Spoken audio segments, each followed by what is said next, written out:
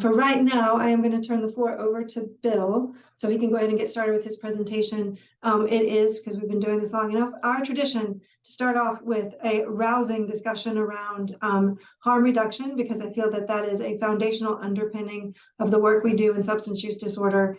Because the idea of telling anybody you should just stop doing that, well, we wouldn't have all of the interest and hubbub and need for all of us if that's all it took, was just telling anybody to stop doing it.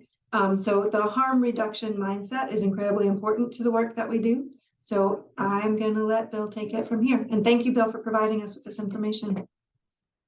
Great. Thanks, Joyce. As you'll see, I don't know, for those of you that are observant, saw that the name of today's session was The Many Faces of Harm Reduction. This is actually a title from, I think, last year's. And what I would say about that title, it was sort of made in committee and then I came in, and anyway, you know how things move, but I would say that you all are the faces or the many faces of harm reduction. I think hopefully that's going to come across in what I'm going to talk about today. And just sort of the goal is to kind of give you some sense for what's going on. I think most of you are pretty aware. Maybe I'll add to your knowledge that you have currently. And then some ways that we can interact with folks and provide resources to support individuals struggling with substance use disorder, seeking recovery or otherwise. So this is going to go very fast. I was commenting to Melissa earlier that I tend to just throw so much volume of words at people in these presentations because they have to go quick. So I am going to move fast. All right. I do not have any financial conflicts of interest to disclose. So today we're going to talk about drug trends in Appalachia, communicating with patients who use drugs, stigma reduction, and overdose prevention.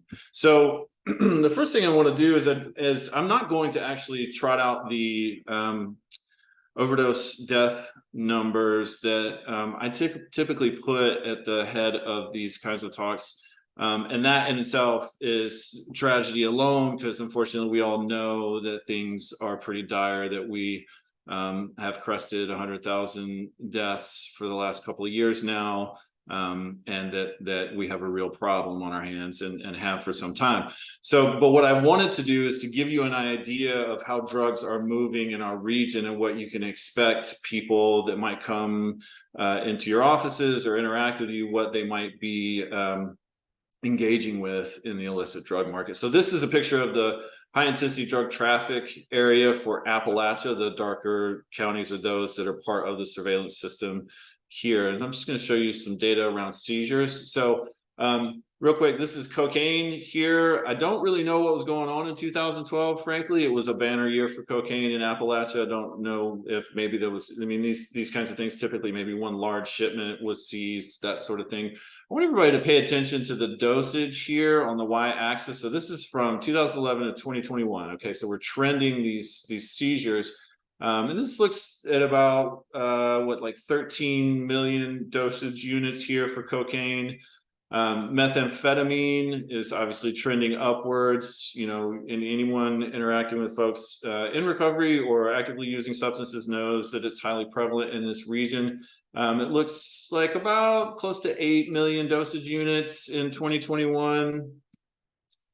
Heroin is a little bit more noisy. One of the reasons that likely contributing to this is that heroin is one of the sort of few remaining substances, cocaine being the other, that is prevalent, that requires actual agricultural cultivation to produce. So we have methamphetamine is now lab produced. Fentanyl, of course, is lab produced, and xylazine as well, that I'll talk about. But we're about 12, 13 million dosage units of heroin in 2021. And then we move on to fentanyl dosage units, obviously trending upwards, shoots up in 21. We're upwards of 45 million dosage units of fentanyl. This is a product of it being in high demand for some populations in our region. Some folks are seeking out fentanyl, others are encountering it unintentionally, but it's mostly a product of it being low volume, high potency with this substance.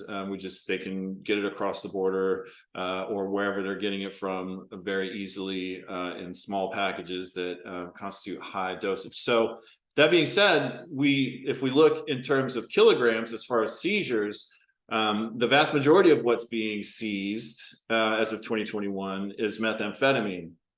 So you can see where that dosage unit per kilogram is much lower than it is for fentanyl, but we are seeing a ton of methamphetamine in this region. Cocaine as well, which this is, I guess cocaine is less potent by volume, and so that figure before where we saw sort of very low number of dosage units, we are still seeing quite a bit of weight being seized. So it's in the supply. And then if we go back to dosages, we see that that fentanyl is just far and away the most prevalent sort of substance with regard to the dosage units in the region. So the message here, I suppose, is just that we are seeing a ton of methamphetamine. That should be no surprise. We are seeing a lot of cocaine, a fair amount of heroin. Fentanyl is highly prevalent and is adulterant in most all substances encountered in the illicit drug market. Xylazine is probably the most important thing we should be talking about right now. I just looked up a DEA report prior to this presentation. It sort of started it was first sort of identified in the illicit market in Puerto Rico around 2000, but then has really become prevalent in the Northeast. However, that has shifted, and the South is now has a higher prevalence of the substance overall. In the South, the DEA reports nearly 200% increase in lab identification of xylazine in the supply, with an over 1,100% increase in deaths associated with xylazine in the South. So it's here, and it's a problem. The one thing with xylazine, and the reason that it's becoming more prevalent, is because of a reaction to fentanyl in the supply. So fentanyl is increasing tolerance for folks using substances, but it has a real edge to it and isn't as smooth as heroin and doesn't last as long. When xylazine comes in and is mixed with fentanyl, which is xylazine's a sedative, it actually smooths out fentanyl and makes it feel more like a heroin high, and it prolongs that high. Rather than a 2-hour high for fentanyl, it stretches it out to a longer duration. The real significant problem is it also interacts with fentanyl and can make Narcan ineffective. And so people who are using substances need to ask their dealer if there's xylazine in the drugs that they're selling. It's not clear to me, based on what I have tried to find and read, where xylazine is getting into the supply, if it's at the street level, if it's at the cartel level, if it's at the mid-level. I think there are supply and demand drivers for this drug currently. So it's really not clear how it's getting into the supply. It's not controlled currently. You can order it online and mix it with your drugs if you want to. So people need to know it's being referred to as trank or trank dope. So people need to try to find out if it's in there and realize that Narcan may not work. So don't rely on that. And they need to be prepared to call 911, which can be a real barrier for a lot of people with regard to fear of stigma and legal entanglements. On that note, we're just finishing up a statewide project in the Addiction Science Center in partnership with TDH, where we talked to almost 80 individuals across the state, from Memphis to Johnson City, about their needs and what they're seeing as far as the system that's in place to support them. And what we're hearing is high prevalence of discomfort calling 911. They're having legal entanglements. People are going to the hospital. Police are searching for warrants, finding warrants, arresting them post-overdose. There's a lot of stigma from EMS and law enforcement and healthcare as well. That varies by region, but it is pretty consistent. There's a general lack of access to substance use disorder mental health treatment. It's not affordable. Transportation is tough. It's not necessarily patient-centered. We need more sort of tailored approaches to treatment, is their perspective. high levels of stigma across the board. Folks are reporting from healthcare. So just everyone that we talk to is saying they just feel it's a real struggle to interact with healthcare folks if they present with a substance use disorder. There's a lack of social and economic support that can really encourage and help folks maintain recovery. And this leaves harm reduction as the sort of fill for this gap, where harm reduction services are reported as being kind and caring and providing all of these services that are needed. So in a system that is not yet positioned to support necessarily folks with substance use disorder from, sort of first response to healthcare, harm reduction is really that essential service that's needed to help support these folks. So what is harm reduction? Harm reduction basically is a bunch of stuff that we do to try to reduce the harm associated with drug use. There are 8 principles involved with harm reduction, working to minimize effects rather than ignoring or condemning drug use. Drug use is along a continuum, acknowledges that some ways of drug use are safer than others. Focus on quality of life rather than cessation. It takes a non-judgmental, non-coercion approach to provision of services.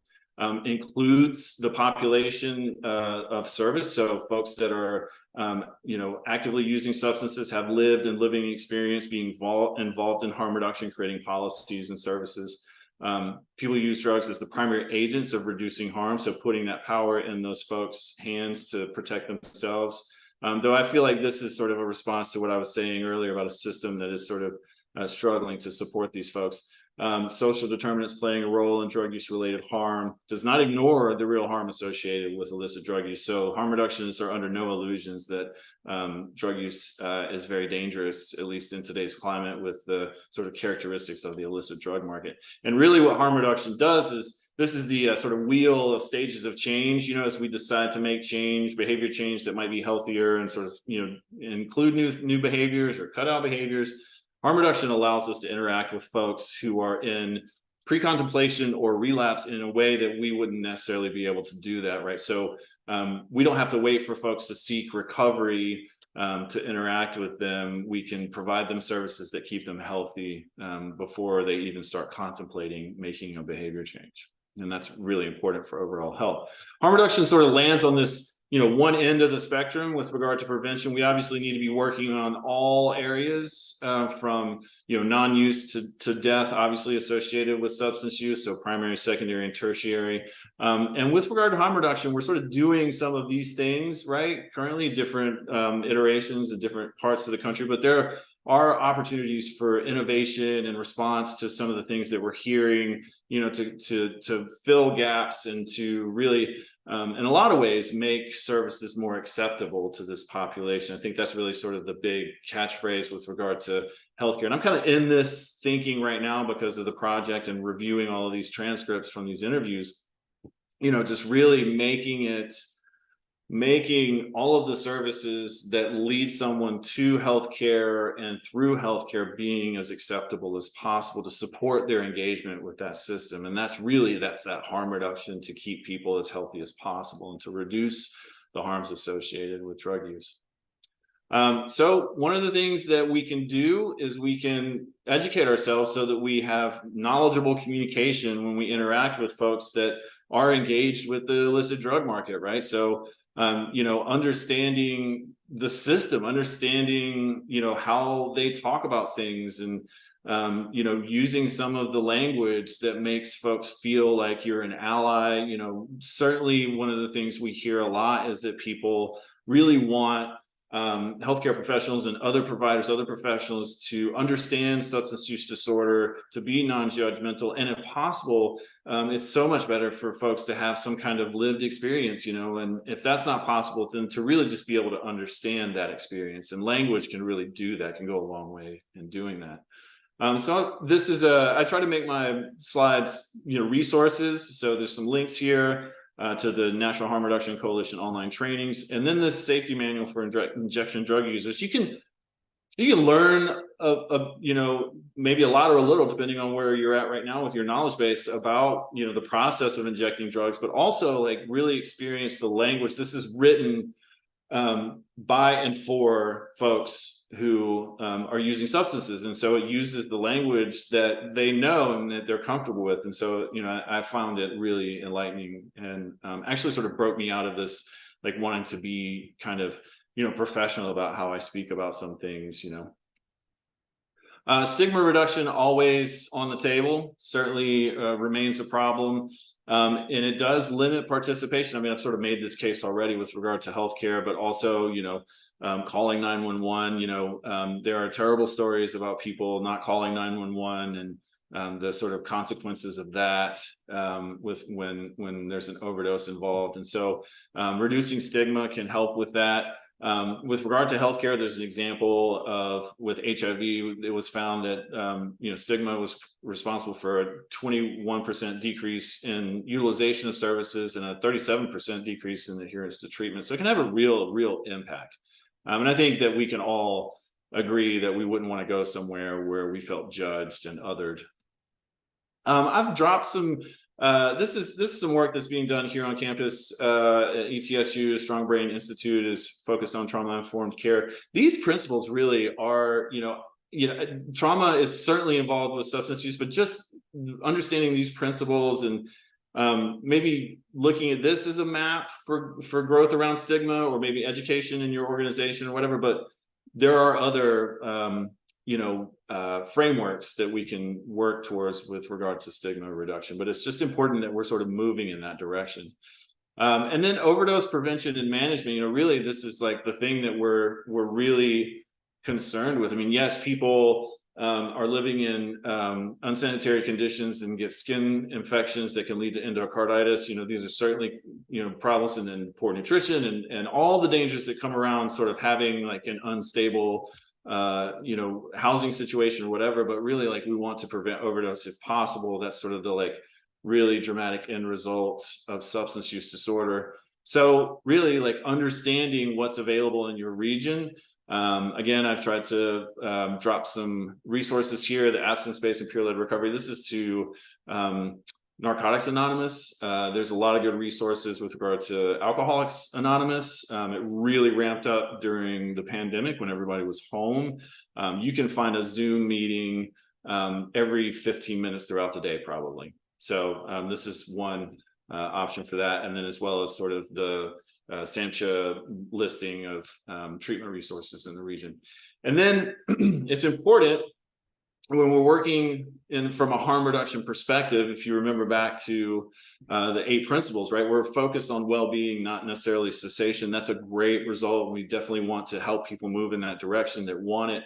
But we can't make, our interaction or service to them contingent on that desire or that move in that direction. So, if we have folks that we know are at risk for this, frankly, just dramatically dangerous illicit drug market, it's just so different. We did some interviews with some people who are in long-term recovery in Nashville, and they talked about when they were using Narcan, wasn't really that available, but it wasn't really that necessary. People were just taking cold showers and making sure that someone stayed awake with them, right? So now the drug market is so different, it's so deadly.